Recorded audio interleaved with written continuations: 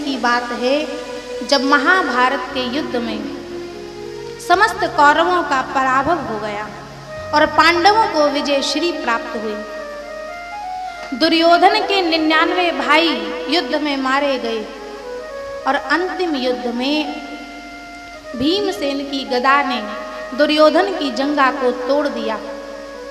दुर्योधन रणभूमि में पड़ा पड़ा करहा रहा है और पांडव उसे वहीं छोड़ करके अपने शिविर में पहुंचे। और उस समय दुर्योधन के पास रणभूमि में ही गुरु द्रोणाचार्य का पुत्र अश्वत्थामा आया और बोला, मित्र, मैंने तुम्हारा नमक खाया है, तुम्हारे हम पर बहुत एहसान है। मित्र, बताओ मैं तुम्हारे लिए क्या कर सकता हूँ? यदि कोई अंतिम इच्छा हो तो मित्र कहो। तब दुर्योधन ने कहा, मित्र, पांडवों ने हमारी सारी सेना का पराभव कर दिया, समाप्त कर दिए। हम 100 भाई थे पर सब मारे गए। परंतु इससे ज्यादा पीड़ा तो मुझे इस बात की है कि मेरे पांडव 5 भाई थे और सब के सब आज जीवित हैं। सबके सब यथावत हैं। उनमें से एक भी मर जाता तो मन को थोड़ा तो चैन मिलता। अश्वत्थामा ने कहा, मित्र, यदि तुम्हारी यही अंतिम इच्छा है तो तुम चिंता मत करो, मैं अभी जाता हूं और 5 का सिर काट करके तुम्हारे पास ले आता हूं। ऐसा कह करके अश्वत्थामा चल पड़ा, पर मार्ग में विचार कर रहा है कि पांडव बहुत बलवान हैं, मैं उन्हें अकेला नहीं मार पाऊंगा। और उसी समय उसकी दृष्टि एक उल्लू पर पड़ी। एक उल्लू ने एक वृक्ष पर बहुत सारे कौओं पर बैठे रात्रि में ही विजय प्राप्त कर ली, सब कौओं को मार भगाया। तो यही काग उल्लू का न्याय अश्वत्थामा की समझ में आ गया।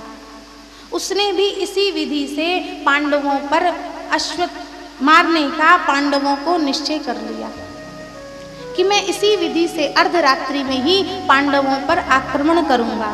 यही बात अश्वत्थामा की समझ में आ गई। परंतु जाको राखे साइया, मार सके ना कोई, बाल ना बांका कर सके जो जग बैरी हो। जिसको भगवान बचाना चाहे उसे इस जगत में कौन मार सकता है? होता वही है जो प्रभु की इच्छा होती है, जो प्रभु करना चाहते हैं वही होता है। भगवान आज पांडवों को शिविर से ही बाहर निकाल करके ले गए। अरे भाई, विजय श्री की प्रथम रात्रि है, धूमधाम से उत्सव मनाएंगे, चलो। अब भगवान तो पांडवों को बाहर ले गए और पांडवों की सूनी शैया पर आकर के द्रौपदी के 5 पुत्र सो गए। प्रत्येक पांडव से द्रौपदी को एक एक पुत्र था जो देखने में अपने पिता के समान ही लगते थे। 5 पुत्र आकर के अपने अपने पिता की शैया पर सो गए और अश्वत्थामा ने जब रात्रि में आक्रमण किया तो उन 5 पांडव पुत्रों को ही पांडव समझ लिया और 5 का सिर तलवार से काट दिया और मन में प्रसन्न हो गया कि मैं सफल हो गया। दौड़ा दौड़ा दुर्योधन के पास आया, मित्र दुर्योधन देखो, अरे तुमने तो एक को मारने के कहा था, मैं 5 को मार करके लाया हूं। दुर्योधन सुनकर के प्रसन्न हो गया। अश्वत्थामा बोला, मैं 5 का सिर लाया हूं। पर दुर्योधन ने जब देखा तो दुखी हो गया। अरे अश्वत्थामा, तूने ये क्या कर दिया? ये पांडव नहीं हैं, पांडव पुत्र हैं। इनको मार करके तो तूने हमारे वंश को ही समाप्त कर दिया, हमारे वंश में कोई पानी देने वाला नहीं छोड़ा। उसी समय दुर्योधन का प्राणांत हो गया। अब अश्वत्थामा बहुत घबरा गया कि पांडव यदि जीवित हैं तो वे अब मुझे नहीं छोड़ेंगे। और उधर प्रातः काल जब द्रौपदी शिविर में आई तो अपने पुत्रों को मृत देख करके चीत्कार करने लगी, विकल हो गई, बहुत दुखी हो गई। माता शिशूना निधनम सुताना निशम्य घोरम परितप्यमाना तदार्दद्बाष्प कला कुलाक्षी ताम साम तप्यनाह किरीटमाली। आप विचार करके तो देखिए, जिस माँ के 5-5 पुत्र मारे जाएं, उस माँ के हृदय की व्यथा क्या होगी, उस माँ के हृदय में कितनी वेदना होगी, कौन समझ सकता है। द्रौपदी छाती पीट पीट करके विलाप कर रही है। द्रौपदी को दुखी देख करके अर्जुन क्रोधित हो गए। अपना गांडीव उठा करके प्रतिज्ञा कर ली, देवी द्रौपदी, जिस अश्वत्थामा ने ये दुष्कृत्य किया है ना, तुम चिंता मत करो, उसे तुम्हारी आंखों के सामने लाकर के मृत्यु दंड दूंगा। और प्रतिज्ञा करके अर्जुन भगवान को साथ में लेकर के चल पड़े। भगवान के द्वारा संचालित रथ में बैठ करके अर्जुन ने अश्वत्थामा का पीछा किया। अब अर्जुन मुझे नहीं छोड़ेगा, जब अश्वत्थामा ने देख लिया तो उसने अपनी प्राण रक्षा करने के लिए ब्रह्मास्त्र चला दिया। ब्रह्मास्त्र को देखते ही अर्जुन घबरा गया। भगवान बोले, अर्जुन घबराओ मत, अरे तुम्हें तो ब्रह्मास्त्र चलाना भी आता है, लौटाना भी आता है, चलाओ। तब अर्जुन ने भी ब्रह्मास्त्र चला दिया। दोनों ब्रह्मास्त्र टकराए। भगवान ने कहा, अर्जुन इन्हें तुरंत शांत करो, नहीं तो अभी प्रलय हो जाएगा। अर्जुन ने दोनों ब्रह्मास्त्रों के प्रभाव को शांत किया और दौड़ करके अश्वत्थामा को बंदी बना लिया। रस्सियों में बांध करके रथ में ला करके पटक दिया। भगवान ने कहा, अर्जुन तुम इसे बांध क्यों रही हो, ये आतताई है, इसने अधर्म किया है, इसे यही मृत्यु दंड दो, इसे मार डालो। अर्जुन ने कहा, केशव छोड़ने वाला तो मैं भी नहीं हूं, परंतु मैंने द्रौपदी को वचन दिया है, इसलिए वहीं मारूंगा। पशुओं की तरह बांध करके रस्सियों में अश्वत्थामा को ला करके अर्जुन ने द्रौपदी के सामने खड़ा कर दिया। देवी द्रौपदी, देखो यही वो दुष्ट है जिसने तुम्हारे पुत्रों की हत्या की है, बोलो इसे क्या दंड देना चाहती है। और जो द्रौपदी की दृष्टि अश्वत्थामा पर पड़ी और जब देखा कि अश्वत्थामा को रस्सियों में बांध करके लाया गया है, अश्वत्थामा नीचे की ओर सिर झुका करके खड़ा है। काम ही इतना निंदनीय किया है। पापी व्यक्ति कभी किसी से आंख मिलाकर के बात नहीं कर पाता। अश्वत्थामा अपने कर्म पर स्वयं लज्जित हो रहा है। द्रौपदी तुरंत बोली, मुच्यतामेष ब्राह्मणो नितराम गुरु, इन्हें छोड़ दो, इन्हें छोड़ दो, ये ब्राह्मण हैं और केवल ब्राह्मण ही नहीं, मेरे गुरुदेव के पुत्र हैं। अरे गुरु पुत्र तो गुरुदेव के समान ही वंदनीय होता है और आपने इन्हें बांध रखा है। महाराज क्या भूल गए गुरुदेव के एहसानों को?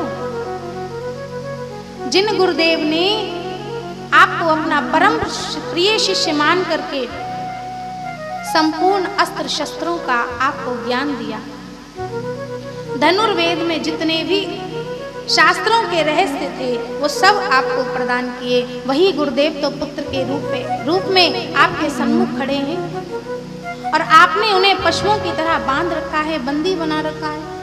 अर्जुन बोले, देवी क्या तुम भूल गई? अरे तुम्हारे 5-5 पुत्रों को इसने समाप्त कर दिया और तुम इस पर दया दिखा रही हो। द्रौपदी ने कहा, महाराज मैं तो शोक सागर में डूब ही रही हूं, अब किसी दूसरी मां को उसमें क्यों डुबाऊं? मेरे पुत्र नहीं रहे तो कम से कम मुझे पति का अवलंब तो प्राप्त है, पर इनकी मां कृपी, जिनके पति द्रोणाचार्य युद्ध में मारे जा चुके हैं, केवल पुत्र का सहारा लिए बैठी है, उसे भी आप समाप्त कर दोगे तो बताओ आपकी गुरु माता पर क्या बीतेगी? वो तो बिल्कुल निसहाय हो जाएगी। मारो दिदस्य जननी गौतमी पति देवता, यथा हम मृतवत्सारता रोदिम में श्रुमुखी मुहु। धर्मराज युधिष्ठिर को द्रौपदी के वचन उचित लगे। बोले, अर्जुन द्रौपदी ठीक कह रही है, जैसा भी है ये ब्राह्मण है, गुरु पुत्र है, इसे छोड़ दो, हमारे लिए तो सर्वथा ये वंदनीय है। इतने में ही भीमसेन बोले, अर्जुन तुम यदि इसे छोड़ दोगे तो मैं इसे मार डालूंगा, मैं इसे कदापि जीवन दान नहीं दूंगा। नकुल सहदेव ने भीम का समर्थन किया। अब भीम और अर्जुन कहते हैं कि हम नहीं छोड़ेंगे, और युधिष्ठिर जी और द्रौपदी कह रहे हैं कि जैसा भी है गुरुपुत्र है, जो होना था सो हो गया, अब गुरुपुत्र का वध क्यों किया जाए। पर अर्जुन अब बड़ी दुविधा में पड़ गए कि क्या किया जाए, कुछ निर्णय नहीं ले पा रहे हैं। द्वारकाधीश श्री कृष्ण बिल्कुल मौन खड़े हैं, सब कुछ होता हुआ देख रहे हैं, सुन रहे हैं, पर कुछ नहीं बोलते। अर्जुन ने भगवान से पूछा, सरकार आप क्यों मौन खड़े हैं, आप भी तो अपना कुछ मंतव्य बताइए कि ऐसी स्थिति में मुझे क्या करना चाहिए। भगवान ने कहा, अर्जुन क्या करना चाहिए और क्या नहीं, इसमें शास्त्र साक्षी होता है। तस्मात् शास्त्रम प्रमाणम ते कार्याकार्ये व्यवस्थितम्। शास्त्र जो कहता है वही करो। तो ऐसी स्थिति में महाराज आपका शास्त्र क्या कहता है। तब भगवान बोले, अर्जुन शास्त्र तो कहता है ब्रह्म बंधुरन हंतव्य आतताई वधारणा मयि वो भयमाम्नातम परिपाह्य अनुशासनम। अर्जुन शास्त्रों में तो स्पष्ट आदेश है कि ब्राह्मण कितना ही पतित हो, अधम हो, जैसा भी हो, पर मारने योग्य नहीं। ब्राह्मण का कभी वध नहीं करना चाहिए। पर शास्त्रों में ये भी लिखा है कि आतताई वधारणा, आतताई कोई भी हो, कैसा भी हो, उसे तो मार ही डालना चाहिए, कदापि नहीं छोड़ना चाहिए। तुम इन दोनों बातों का पालन करो। भीमसेन ने कहा, वाकेशव क्या समाधान दे रही हो। अरे तुमने तो दोनों ही बातें कह दी। अर्जुन ने कहा, प्रभु मैं कुछ समझ नहीं पाया। तो भगवान ने कहा, अर्जुन यूं समझो, युधिष्ठिर जी महाराज सम्राट हैं, तुम्हारे बड़े भाई हैं, उनकी आज्ञा का तुम्हें पालन करना चाहिए। पर इतना ध्यान रखना, तुम क्षत्रिय हो, अपनी प्रतिज्ञा को भी मत तोड़ना। सूत जी कहते, ऋषियों आज भगवान अर्जुन की परीक्षा ले रहे हैं। अर्जुन के भगवान से कई संबंध हैं। अर्जुन भगवान के बहनोई भी लगते हैं। भगवान की बहन सुभद्रा अर्जुन से ब्याही है, और अर्जुन भगवान के सखा भी हैं, भक्त भी हैं और शिष्य भी हैं। शिष्यस्तेहम्, जब तक अर्जुन ने ये कहा नहीं, भगवान ने गीता का ज्ञान अर्जुन को दिया नहीं। तो भगवान गुरु रूप में आज अर्जुन की परीक्षा ले रहे हैं। प्रत्येक गुरु अध्ययन कराने के बाद शिष्य की परीक्षा लेता है कि शिष्य केवल रटता ही रहता है या इसने कुछ अनुभव भी किया है।